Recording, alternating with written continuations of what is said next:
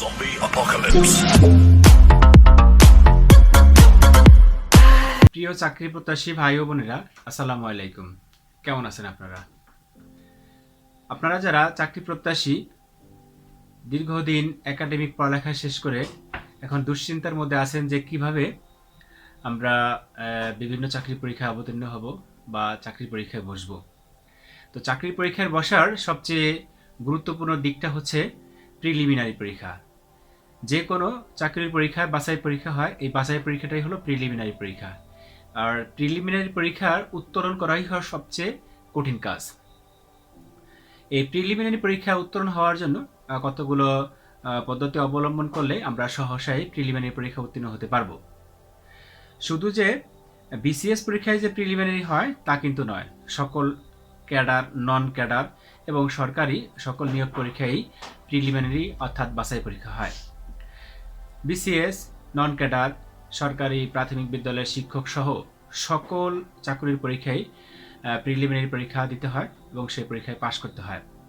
যাই হোক, আমরা কথা না বাড়িয়ে আজ আমরা কিভাবে প্রিলিমিনারি পরীক্ষায় পাশ করা যায় বা কি পড়লে আমাদের ভালো করতে পারবো, তার জন্য আমরা আজকে এই টিউটোরিয়াল আমরা চেষ্টা করব। আমরা যদি এই টিউটোরিয়ালটা অনুসরণ করি তাহলে প্রিলিমিনারি পরীক্ষায় ইংরেজি বিষয়ে অন্ততপক্ষে যা যা পড়তে হবে তা আমরা এই ভিডিওর মাধ্যমেই আমরা জানতে পারবো।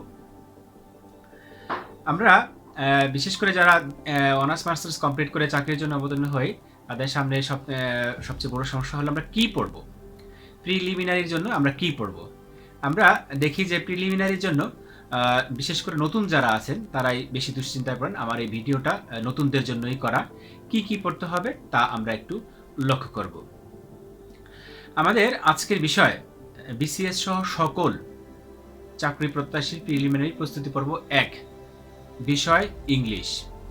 যা যা পড়তে হবে আমাদের লক্ষ্য রাখতে হবে যে আমরা যারা বিভিন্ন বিশ্ববিদ্যালয় থেকে, বড় বড় বিশ্ববিদ্যালয় থেকে পড়ালেখা করে আসি, তারা সবাই মনে করি যে ইংরেজি আমাদের কাছে একেবারে পানির মতো সহজ, কিন্তু না।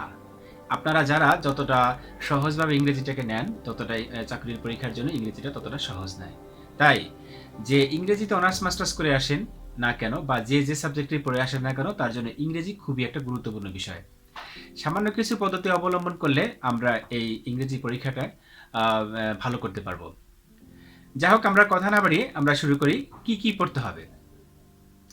সর্বপ্রথম আমাদের যে কোনো প্রিলিমিনারি পরীক্ষার জন্য ইংরেজিতে সর্বপ্রথম আমাদের পড়তে হবে পার্টস অফ স্পিচ। এই পার্টস অফ স্পিচ থেকে 2 থেকে 3টা কোশ্চেন পরীক্ষায় এসে থাকে। পার্টস অফ স্পিচ শুধু জানলেই হবে না, কোন ওয়ার্ডটা কোন পার্টস অফ স্পিচ তা আমাদের জানা থাকতে হবে, তবেই আমরা পার্টস অফ স্পিচে যথাযথ উত্তর করতে পারবো।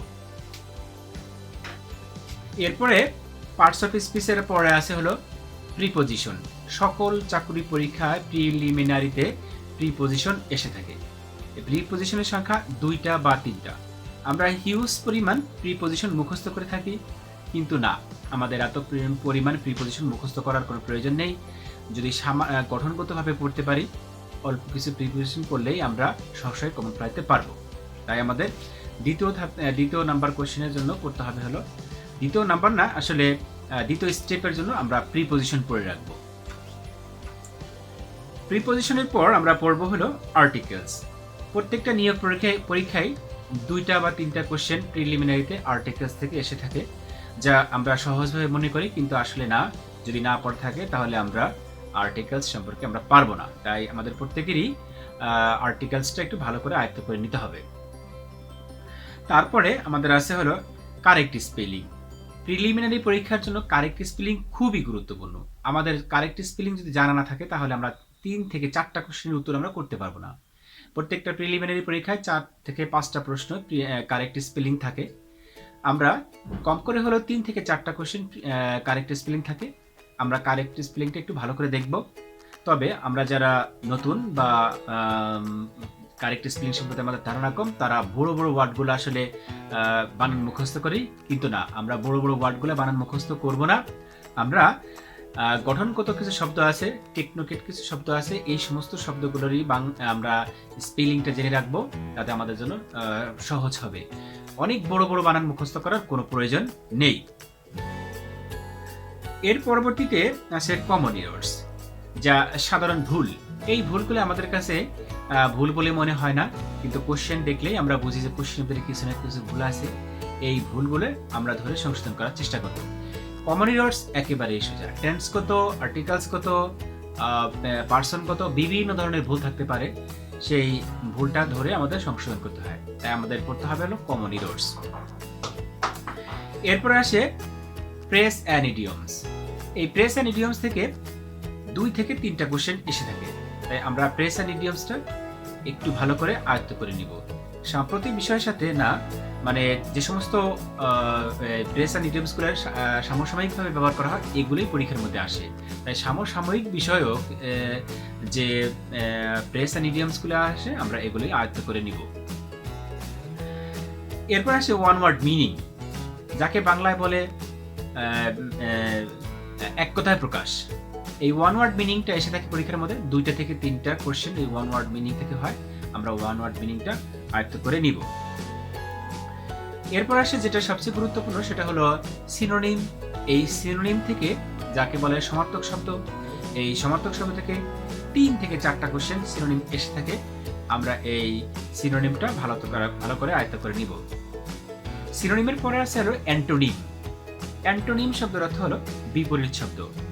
পরীক্ষার জন্য বিপরীত শব্দ প্রত্যেকটা পরীক্ষায় এসে থাকে, আমরা 3 থেকে 4টা কোশ্চেন বিপরীত শব্দ বা অ্যান্টোনিম কোশ্চেনের উত্তর দেওয়ার চেষ্টা করব। তার জন্য প্রচুর পরিমাণে আমাদের অ্যান্টোনিম পড়ে রাখতে হবে।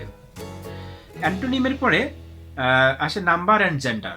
নাম্বার এবং জেন্ডার থেকে 1টা অথবা 2টা কোশ্চেন এসে থাকে, আমরা নাম্বার এবং জেন্ডারটা ভালো করে শিখে নিব।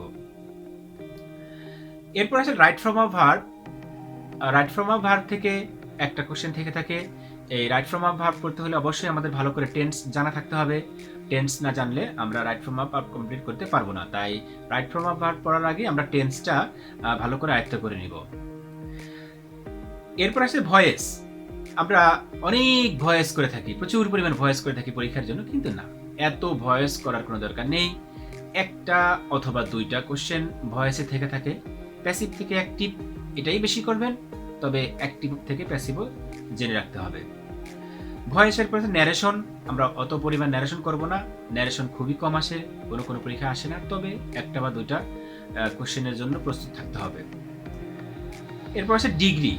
আমরা 1টা থেকে 2টা কোশ্চেন ডিগ্রি থেকে পাবো, আমরা ডিগ্রি একটু ভালো করে আয়ত্ত করে নিব, তাই আমাদের ডিগ্রিটা পড়ে রাখতে হবে। এরপর আছে সেন্টেন্স। সেন্টেন্সের প্রকারভেদ। আসলে সেন্টেন্সের প্রকারভেদ জানার কোনো প্রয়োজন নেই।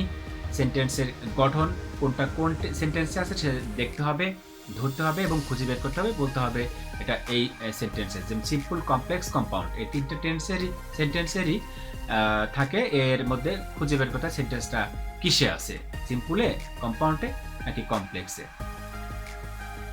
এরপর আছে লিটারেচার। আমরা এই লিটারেচার সম্পর্কে অনেক বেশি উৎসাহী, প্রচুর পরিমাণে লিটারেচার পড়ি, কিন্তু দেখা যায় কিছু কিছু পরীক্ষায় লিটারেচার একবারেই আসে না, আবার কিছু কিছু পরীক্ষায় দেখা যায় লিটারেচার থেকে 2 থেকে 3টা কোশ্চেন হয়ে থাকে। তো কোশ্চেন হোক আর না হোক, আমরা লিটারেচারটা দেখে নেব। লিটারেচারের মধ্যে মডার্ন যুগ যেটা আছে, এই মডার্ন যুগটা ইংরেজি সাহিত্যের যেটা মডার্ন যুগ, সেটা আমরা আয়ত্ত করে নিব। আশা করি মডার্ন যুগ থেকেই বেশি কমন পড়বে। এরপর আছে ডেফিনেশন। ডেফিনেশন শব্দ আপনারা নিজেই বুঝতে পারছেন, এটা একটা সংজ্ঞা।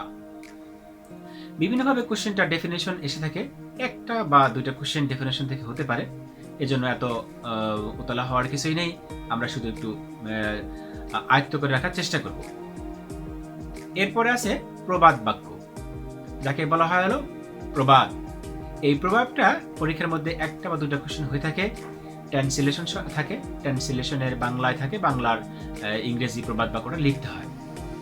তো এটুকুই মূলত যদি আমরা ইংরেজির জন্য আয়ত্ত করে নিতে পারি, আমাদের ইংরেজি প্রিলিমিনারির জন্য যে সমস্যা হয়, সেই সমস্যা থেকে আমরা উত্তরণ করতে পারবো।